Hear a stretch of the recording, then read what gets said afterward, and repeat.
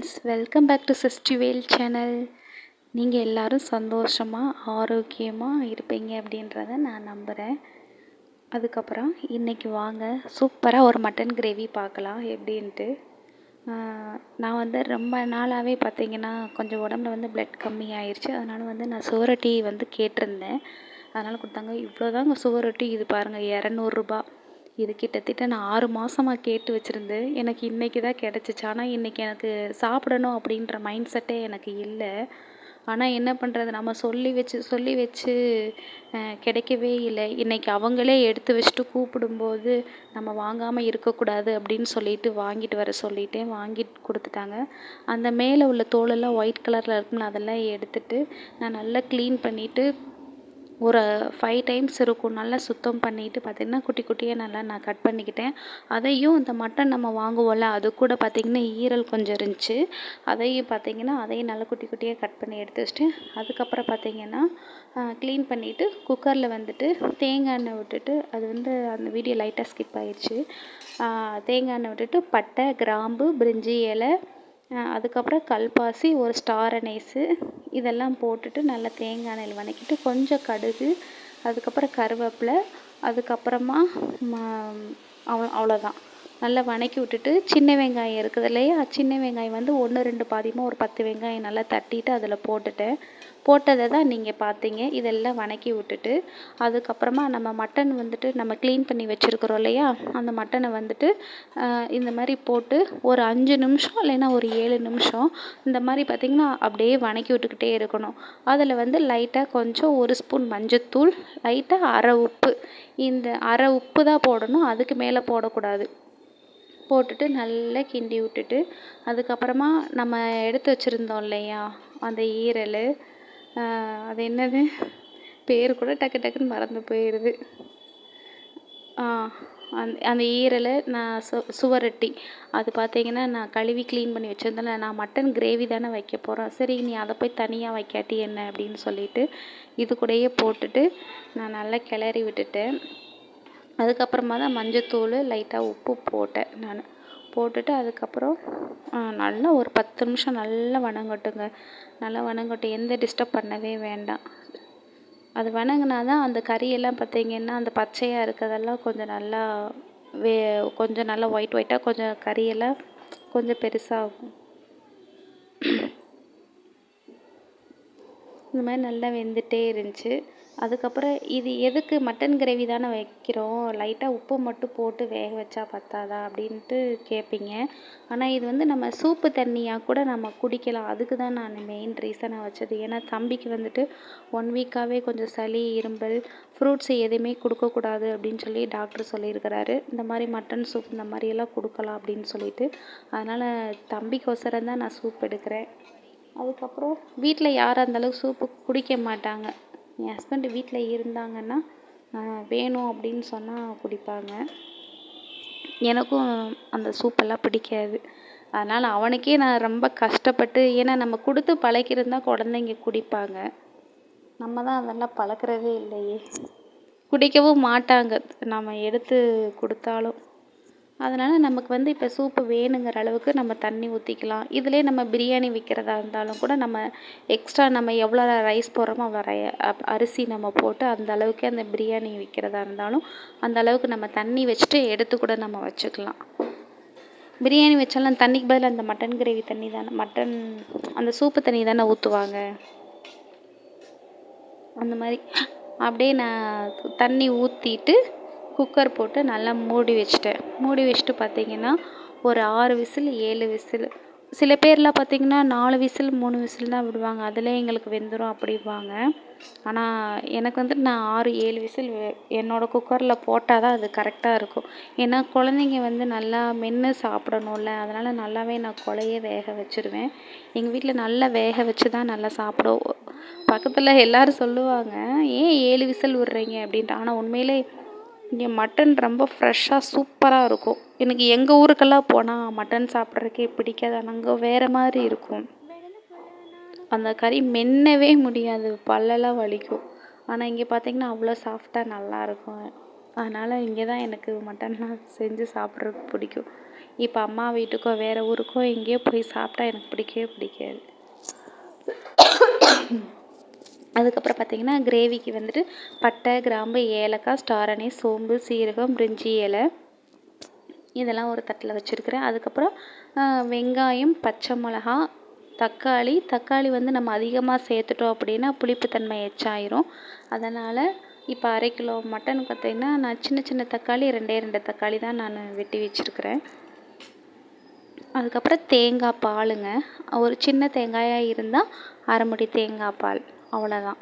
இப்போ வாங்க நம்ம கிரேவி செய்கிறதுக்கு பார்க்கலாம். ஒரு கடாயில் தேங்காய் எண்ணெய், முழுக்க நான் தேங்காய் எண்ணெய் தான் நான் யூஸ் பண்ணியிருக்கிறேன். தேங்காய் எண்ணெய் கொஞ்சம் ஊற்றிட்டு பட்டை, கிராம்பு, ஸ்டார் அனீஸு, அதுக்கப்புறம் அந்த பிரிஞ்சி இலை, அதுக்கப்புறம் கல்பாசி இதெல்லாம் பார்த்திங்கன்னா ஒரு வதக்கிடணும். ஒரே ஒரு ஏலக்காய் தான் போடணும். ஏன்னா நம்ம மட்டன் கிரேவி வந்து மட்டன் வேக வைக்கிறப்பவே பார்த்திங்கன்னா நான் பிரிஞ்சி இலை அந்த மணத்துக்கு தான் போட்டிருப்பேன் நான். அதுக்கப்புறமா அதை எடுத்துருவேன் நான். கிரேவி செய்யும்போது அதில் உள்ளது பட்டை, அந்த பிரிஞ்சி இலை அதெல்லாம் எடுத்துருவேன். அந்த கல்பாசி இலை இதெல்லாம் எடுத்துட்டு இது தனியாக நம்ம வைக்கிறோம்ல வச்சுக்குவேன் நான். இந்த மாதிரி போட்டுட்டு அதுக்கப்புறமா ஒரு பெரிய வெங்காயம் எடுத்து ஸ்லைஸாக நல்லா கட் பண்ணிவிட்டு அதிலே போட்டுட்டு ரொம்ப முறிஞ்ச ஒரு ப்ரௌனிஷாக ஆகணும் அப்படின்ற அவசியமே இல்லை. கொஞ்சம் கண்ணாடி பதத்துக்கு வந்தாலே போதும். அந்தளவுக்கு வச்சுட்டு 2 பச்சை மிளகா போட்டு அதை ஒரு 2 நிமிஷம் நல்லா வேக வச்சுட்டு, நான் தக்காளி சொன்னேன் இல்லையா, மறுபடியும் சொல்கிறேன், தக்காளி நிறையாவே சேர்க்காதீங்க, புளிப்பாயிரும். அதனால் ஒரு 1.5 தக்காளி, பெருசாக இருந்தால் 1.5 போடுங்க 1/2 கிலோ கறிக்கு. 3/4 கிலோ கறியாக இருந்தால் 2 போடுங்க, சின்னதாக 2 தக்காளி இருந்தால் போதும். தக்காளி போட்டு நல்லா வதக்கிடுங்க. இப்போ அந்த சூப்பு தண்ணியை நான் என்ன பண்ணேன்னு பார்த்தீங்கன்னா, தண்ணியெல்லாம் நான் பார்த்தீங்கன்னா ஓரளவுக்கு நான் இருத்து வச்சுக்கிட்டேன்.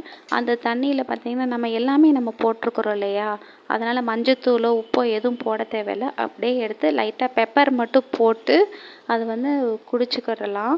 ஒரு சிலர் அதிலே கூட ரசமும் வைப்பாங்க. எனக்கு அந்த மாதிரி ரசம் வச்சா பிடிக்காது, அதனால் நாங்கள் வைக்கிறதில்ல. அப்படியே சூப்பாக அப்படியே குடிச்சிக்கலாம், நல்லா தான் இருக்கும். அப்புறம் வெங்காயம் வதங்கிருச்சு. இஞ்சி பூண்டு பேஸ்ட் வந்துட்டு நான் ஒரு 1.5 டீஸ்பூன் போட்டிருக்கிறேன். இஞ்சி பூண்டு பேஸ்ட்டு ஸ்டோர் பண்ணி வச்சதே கிடையாதுங்க. இது அப்பப்போ அரைச்சி அப்பப்போ போடுறது. அதனால் ஒரு 1.5 ஸ்பூன் போட்டால் போதும். 1.5 ஸ்பூன் போட்டுட்டு அதுக்கப்புறமா நம்ம தக்காளி போட்டு நல்லா வதக்கிடலாம். வதக்கிட்டு அதில் கொஞ்சம் இஞ்சி பூண்டு ஒட்டி இருந்துச்சு இல்லையா, அதை தான் வலித்து போட்டுட்ருக்குறேன், வேறு ஒன்றும் இல்லை. தக்காளியெல்லாம் போட்டுட்டு அதுக்கப்புறமா மட்டன் எடுத்து நம்ம மட்டன் மட்டும் அந்த தண்ணியெல்லாம் வச்சுட்டு மட்டனை மட்டும் அதுக்குள்ளே போட்டுடலாங்க. போட்டு நல்லா கிண்டி விட்டுட்டே இருக்கலாம். ஒரு 2 கிண்டி விட்டுட்டே இருக்கலாம். சரி, அந்த வீடியோ வரட்டாது வரைக்கும் நம்ம பேசிகிட்டு இருக்கலாமா? உங்கள் வீட்டில் நீங்கள் இன்றைக்கி சண்டே ஸ்பெஷலாக என்னென்ன செஞ்சீங்க அப்படின்றத எனக்கு கமெண்ட் பாக்ஸில் போடுங்க.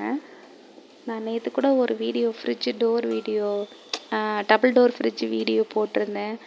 நீங்கள் யாருமே என்ன ஃப்ரெண்ட்ஸ் கமெண்ட்ஸே பண்ண மாட்டேறீங்க அப்படின்னு சொல்லிட்டு ஒரே ஒரு சிஸ்டர் மட்டும் போட்டிருந்தாங்க, பார்த்தேன். அதே மாதிரி நீங்களும் போடுங்க. எனக்கும் கொஞ்சம் உங்களுடைய கமெண்ட்ஸு தான் எனக்கு வந்து வீடியோ போடுறதுக்கும் உங்கள்கிட்ட நான் வந்து பேசுகிறதுக்கும் எனக்கு வந்து அது ஒரு உற்சாகமாக இருக்கும். அதனால தான் கமெண்ட் போடுங்க அப்படின்றத நான் சொல்கிறேன் நான். அதுக்கப்புறம் பார்த்திங்கன்னா நம்ம தக்காளியெல்லாம் வதங்கிருச்சு. வதங்கினதுக்கப்புறமா அந்த மட்டன் வந்துட்டு குக்கரில் வந்து நல்லா ப்ரெஷர்லாம் அடங்கிருச்சு. 7 விசில் விட்டு எடுத்து வச்சாச்சு. தண்ணியெல்லாம் இப்போ ஈர்த்துட்டு நான் வெறும் மட்டனை மட்டும் அதுக்குள்ளே போட்டுட்டு நல்லா கிண்டிக்கிட்டு இருக்கிறேங்க. கிண்டிட்டு அதுக்கப்புறமா பார்த்திங்கன்னா உப்பு உரப்பு எல்லாமே கரெக்டாக இருக்கான்னு பார்த்து செக் பண்ணிவிட்டு கொஞ்சம் ஒரு அளவுக்கு தான் நம்ம தண்ணி ஊற்றணும். நிறைய தண்ணி ஊற்றணுன்னா அப்புறம் குழம்பு மாதிரி ஆயிரும். போட்டுட்டு தண்ணி ஊற்றிட்டு கொஞ்சம் ஒரு 1/2 டம்ளர் தண்ணி தான் நான் ஊற்றினேன். அந்த தண்ணி எதுன்னு பார்த்தீங்கன்னா அந்த சூப்பு தண்ணி தான் நான் ஊற்றினேன். பச்சை தண்ணியோ இல்லை சுடு தண்ணியோ நான் எதுவுமே அதுக்குள்ளே ஆட் பண்ணவே இல்லை. அதனால் சூப்பு தண்ணி மட்டும்தான் நான் அதுக்குள்ளே கொஞ்சம் ஊற்றிட்டு அதுக்கப்புறம் நம்ம 1/2 மூடி தேங்காய் பால் எடுத்து வச்சுருந்தோம் இல்லையா, அந்த தேங்காய் பாலையும் நம்ம ஊற்றிட்டு அதுக்கப்புறமா நம்ம நல்லா மூடி வச்சிடறோம். அதை ஏன் மூடுறோம் அப்படின்னா அந்த தேங்காய் பால் வந்துட்டு அந்த சூப்பு தண்ணி மட்டனை இதுக்குள்ளெல்லாம் நல்லா கலந்து அந்த கிரேவியாக அப்படியே ஆகணும். அதனால தான் ஒரு 10 நிமிஷம் எந்த டிஸ்டர்ப் பண்ணாமல் அப்படியே மூடி வச்சிடுறோம். பார்த்திங்களா, அந்த பிரியாணிகளையெல்லாம் நான் எடுத்துட்டேன். இது பார்த்திங்கன்னா நம்ம இட்லிக்கு, தோசைக்கு, பூரிக்கு, சப்பாத்திக்கு சுட சுட சாதத்தோடு நல்லா பிணைஞ்சு சாப்பிடலாம். நல்லாயிருக்கும். அந்த மட்டன் போட்டுட்டேன் பார்த்தீங்களா, மட்டன்லாம் போட்டு அதுக்கப்புறம் மட்டன் மசாலா பார்த்திங்கன்னா கொஞ்சம், அதுக்கப்புறம் கரம் மசாலா கொஞ்சம், அதுக்கப்புறம் நம்ம மறுபடியும் ஒரு ஸ்பூன் வந்துட்டு மஞ்சத்தூள் போட்டுக்கலாம். போட்டுட்டு நல்லா கிளறி விட்டுட்டு அதுக்கப்புறமா தான் அந்த சூப்பு தண்ணியெல்லாம் ஊற்றிட்டு தேங்காய் பாலை ஊற்றிட்டு எந்த டிஸ்டர்பன்ஸ் இல்லாமல் மூடி வச்சிடணும். அவ்வளோதாங்க. போட்டு மூடி வச்சுட்டு அதுக்கப்புறம் நம்ம சுட சுட சாதத்தோடு பரிமாறி சாப்பிட்டுக்கிறலாம். இன்றைக்கி எங்கள் வீட்டில் பார்த்திங்கன்னா மட்டன் கிரேவி, ரசம், முட்டை அவிச்சு வச்சுருந்தேன். அதுக்கப்புறம் ஒயிட்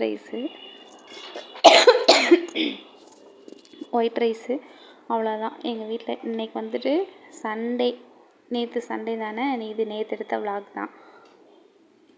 மதியானமாக இதுதான் எங்கள் வீட்டில் வந்து லன்ச்சு. உங்கள் வீட்டில் என்ன அப்படின்றத மறக்காமல் சொல்லுங்கள். வீடியோ வந்துட்டு உங்களுக்கு கிளியராக தெரியுதா அப்படின்றது எனக்கு தெரியலை ஃப்ரெண்ட்ஸ். என்னோடய மொபைலு கொஞ்சம் ஒரு மாதிரியாக தான் இருக்கும். அதுக்கப்புறமா பார்த்திங்கன்னா வீடியோ வந்துட்டு இந்த கையில் நானே லெஃப்ட் ஹேண்ட்லேயே செல்லை வச்சுக்கிட்டே எடுத்தனால கொஞ்சம் அந்த தடுமாற்றங்கள்லாம் அதில் தெரியும். கொஞ்சம் அட்ஜஸ்ட் பண்ணிக்கங்க.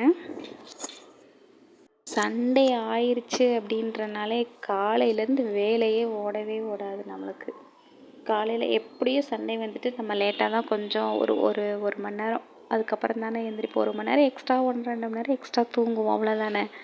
நல்லா தூங்கி எழுந்திரிச்சிட்டா அதுக்கப்புறம் வீட்டு வேலையெல்லாம் மெதுவாக அந்த அன்னைக்கு என்னமோ ஒரு சோம்பேறித்தனமாக மெதுவாக செஞ்சிகிட்டே இருக்கணும். என்னமோ தெரியல, எனக்கு சண்டே ஆயிடுச்சுன்னா இந்த கிச்சன்லேயே நிற்கிற மாதிரியே இருக்கும். ஒரு 4 தடவைமாவது சிங்கில் நிறைய வச்சு பாத்திரம் கழுவிடுவேன். உங்களுக்கு அந்த மாதிரியெல்லாம் இருக்குதா? இருந்தால் சொல்லுங்கள். காலையில் அதுக்கப்புறமா டிஃபன் பண்ணிவிட்டு மதியானம் லன்ச் பண்ணிவிட்டு அதுக்கப்புறமா இன்றைக்கி வந்து பசங்களுக்கு வந்து ஒயிட் யூனிஃபார்மு, அதனால் ஒயிட்டு ஷூ, சாக்ஸு, அதுக்கப்புறம் என்ன லன்ச் பேக்கு இதெல்லாம் துவைச்சி அலசி காய போட்டு மேலே மொட்டை மாடிக்கு மேலே நாங்கள் வந்து அப்பார்ட்மெண்ட்டில் இருக்கிறனால மேலே பார்த்திங்கன்னா ஒரு 3ஆவது ஃப்ளோருக்கு தான் அதெல்லாம் எடுத்துகிட்டு போகணும். மேலே கல் இருக்குது, அங்கேயே எல்லாம் நல்லா துவைச்சி போட்டு நீட்டாக காய வச்சு எடுத்துகிட்டு வந்துக்கலாம். அந்த வேலை தான் ஞாயிற்றுக்கிழமையாச்சுன்னா எனக்கு மண்டையே பிக்கும். அந்த வேலையை முடிச்சுட்டு வந்துட்டு நேற்று ரிஷிக்கு வேறு ப்ராஜெக்ட் இருந்துச்சு. 1 வீக்காக ஸ்கூலுக்கு போகல இல்லையா, அந்த ப்ராஜெக்ட் எல்லாம் முடிச்சுட்டு நைட்டு தூங்குறதுக்கே 11:30 ஆயிடுச்சு. சரி ஃப்ரெண்ட்ஸ், இந்த வீடியோ உங்களுக்கு பிடிச்சிருந்தா மறக்காமல் எனக்கு லைக் பண்ணுங்கள், மறக்காமல் கமெண்ட் பண்ணுங்கள். அதுக்கப்புறம் அவ்வளோதான். உங்கள் வீட்டில் என்ன, நீங்கள் எப்படி சண்டேவெல்லாம் ஜாலியாக உங்களுக்கு போச்சா அப்படின்றத எனக்கு கமெண்ட் பண்ணுங்கள். நான் வந்துட்டு அதெல்லாம் போட்டேன் இல்லையா, அந்த ஈரல் அதெல்லாம் நான் பார்த்தீங்கன்னா தேடி கண்டுபிடிச்சி எடுத்துட்டேன் எனக்கு தனியாக. இப்போ சுட சுட நம்ம சாப்பாடோட கிரேவி வச்சு ஊற்றி சாப்பிட்டுக்கலாம். உங்களுக்கு நீங்கள் இந்த மாதிரி ட்ரை பண்ணிவிட்டு எனக்கு சொல்லுங்கள். உண்மையிலே நல்லாயிருக்கும், அவ்வளோ டேஸ்டியாக இருக்கும். ஏன்னா எங்கள் வீட்டில் மட்டன் குழம்பு வச்சா அவ்வளோ சீக்கிரம் சாப்பிட மாட்டாங்க. அடிக்கடி நான் கிரேவி தான் வைப்பேன். அந்த வச்ச பழக்கத்தில் அவ்வளோ நீட்டாக, அவ்வளோ சூப்பராக, அவ்வளோ அழகாக இருக்கும். பார்க்குறதுக்கு கலர்ஃபுல்லாக இருக்கும், சாப்பிட்றதுக்கு நல்லா டேஸ்டியாக இருக்கும். லாஸ்ட்டில் ஃபைனலாக பார்த்திங்கன்னா பெப்பர் பொடி போட்டு நம்ம சேவ் பண்ணிக்கலாம். பெப்பர் பொடியும் மல்லித்தலையும் போட்டு. ஓகே ஃப்ரெண்ட்ஸ், அவ்வளோதான். போகலாமா? சரி, பாய் ஃப்ரெண்ட்ஸ். மறக்காமல் ஷேர் பண்ணுங்கள், கமெண்ட் பண்ணுங்கள். பாய்.